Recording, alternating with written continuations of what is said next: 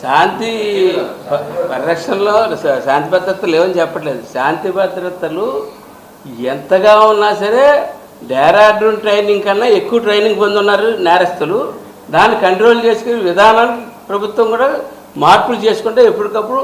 ఇప్పుడు గతంలో రాజకీయ నాయకులు ప్రతిపక్ష నాయకులుగా ఉండేవారు. ఇప్పుడు నేరస్తులు ప్రతిపక్ష నాయకులుగా ఉన్నప్పుడు దానికి తగ్గట్టుగా చట్టాలను మార్చుకుంటా ముందుకు తీసుకెళ్లాలని చెప్పి మేము చెప్తాము.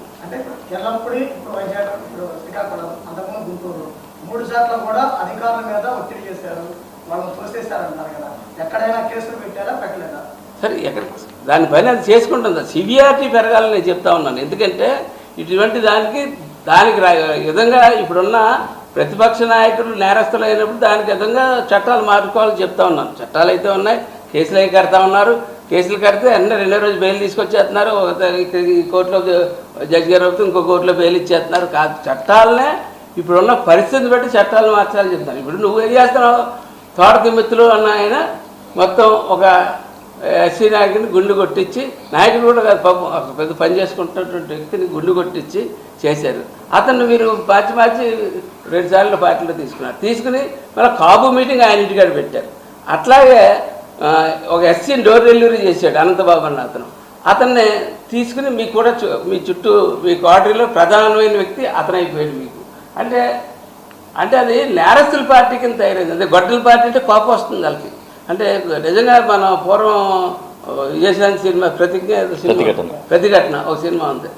ఆ సినిమా మాకు చాలా క్లియర్గా కనపడతా ఉంది, ఇక్కడ రోడ్డు మీద కనపడతా ఉంది. దీన్ని బట్టి నెక్స్ట్ జనరేషన్ కాలేజీల్లో స్టార్ట్ అవుతాయి, స్కూల్స్లో స్టార్ట్ అవుతాయి, అన్ని చోట్ల స్టార్ట్ అవుతాయి.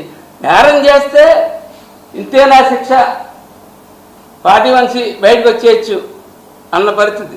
41C ఎప్పుడు అక్కడ ఒక ప్రతిపక్ష నాయకుడు, ఒక ప్రభుత్వం, ప్రతిపక్ష నాయకులు అలా జరుగుతున్నప్పుడు 41C వర్తిస్తారు అంతే తప్ప నేరస్తులు వర్సెస్ ప్రభుత్వం ఉన్నప్పుడు 47Cలు అవి వర్తించు. దానికి తగ్గట్టుగా చట్టాలు మార్చుకోవాలని నేను చెప్తా ఉన్నా. అంటే మీ నాయకులు చంద్రబాబు పవన్ కళ్యాణ్ గారు పట్టించుకోవట్లేదు, వదిలేస్తున్నా, మా నాయకులను ప్రశ్నిస్తున్నాం అంటున్నారు. పట్టించుకోవట్లేదు అంటలేదు, మార్చుకోమని సలహా ఇస్తామని చెప్తున్నాం. మార్చుకోవాలి. ఉన్న పరిస్థితిని బట్టి మనకు ఎదురుపడుతున్న వ్యక్తులు ప్రతిపక్ష పార్టీ వ్యక్తులు కాదు, మనకు ఎదురుపడుతున్న వ్యక్తులు నేరస్తులు. ప్రాణాలతో హానితో మేము అందరూ పని చేయలేము. మా కుటుంబాలు మేమే కాదు, మా స్థాయిలో పనిచేయదో పర్లేదు, మా యొక్క కార్యకర్తలు నాయకులు ఉంటారు, వాళ్ళందరికీ ప్రాణహానికి జరిగేటువంటి ఇది కూడా కనపడుతుంది. చెంచులగూడలో వచ్చి ట్రైనింగ్ అయ్యేటి వచ్చినటువంటి వ్యక్తులు ఎవరైతే ఉన్నారో ప్రతి మూల ఈ రాష్ట్రంలో తయారై ఉంటున్నారు. అంటే ఒక పోలీసు అధికారిని, ఒక బీసీ పోలీసు అధికారిని రోడ్డు మీద ఆల్మోస్ట్ ఎంత దారుణం ఉందంటే ఆవిడ నేను కిచ్చిపరిచేట అవుతుంది ఎక్కువగా నేను మాట్లాడితే. అక్కడ జరిగినటువంటి సంఘటన ఆయన చెప్తారు, శ్రీనివాస్ గారు చెప్తారు. నిజంగా దారుణం అండి. ఒక బీసీ మహిళని ఆవిడ చూస్తూ ఉంటే అసలు తగలరా అంటే ఎంత మీదకి వచ్చేసారంటే, మన ఇందాక చెప్పినట్టు ప్రతిఘటన సినిమాలు అప్పట్లో విజయశాంతిని అట్లా ఎట్లా గొడ్డల పార్టీ వాళ్ళు అంటే అది చూస్తుంటే నా విజువల్స్ మళ్ళీ మీరేదో బీసీలు వెన్నెముక, బీసీలు పార్టీకి ఏదో ఇది చెప్తా ఉంటారు. కానీ ఒక బీసీ మహిళ పోలీసు అధికారి ట్రాఫిక్లో నడి రోడ్డు మీద వచ్చి ట్రాఫిక్ ఇచ్చేస్తా ఉంటే ఆవిడ మీదకి వెళ్ళిపోయి అసలు గట్టిగా చూస్తే జనాన్ని ఒక పెయిడ్ బ్యాచ్ లాగా, ఒక ఎంజాయ్ బ్యాచ్ లాగా మీద పడిపోయే అమ్మాయిని అధికారిని చేస్తూ ఉంటే నిజంగా మాకు ఆ విజువల్స్ వస్తూ ఉంటే మీరు కూడా చూస్తుంటారు అవన్నీ. అంటే వాటికి గట్టి చర్యలు తీసుకోవాలన్నాం. అంటే ఇక్కడ ఎట్లా ఉందంటే, అంటే మా నాయకులు అభివృద్ధి, ప్రజలకు మంచి జరగాలి, ప్రజల కోసం మనం నమ్మి మన ప్రభుత్వానికి ఓటేశారు, దానికి మనం కృతజ్ఞతగా అనుక్షణం ప్రజల కోసం పనిచేయాలన్నారు. కానీ మేం చెప్తున్నామంటే ఇలాంటి నేరస్తులను కూడా కఠిన చర్యలు తీసుకుంటే బాగుంటుంది అనేది మా నానాజీ చెప్తున్న ఇది. ఇలా నేరస్తుల్ని ఏదో ప్రజలు తప్పులు చేస్తే ఏదో 41 నోటీసులు ఇవ్వటాలు, ఇవన్నీ కేసుల్లో బెయిల్ అవ్వటం కాదు, వీళ్ళు కావాలని చేస్తున్నారు, కావాలని అల్లరి సృష్టిస్తున్నారు. ఎక్కడ చూసినా అంటే దాదాపు 120 కిలోమీటర్ల పొడవున ఇల్లు ర్యాలీ అవసరం అండి.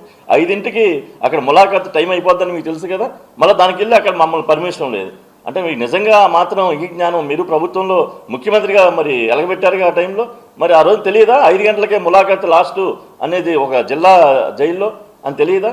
మరి అలాంటిది మళ్ళీ వాళ్ళ అధికారుల మీద కూడా వెళ్తాం. అసలు ఏంది ఎక్కడ రాజ్యాంగం ఏమైపోతా ఉంది?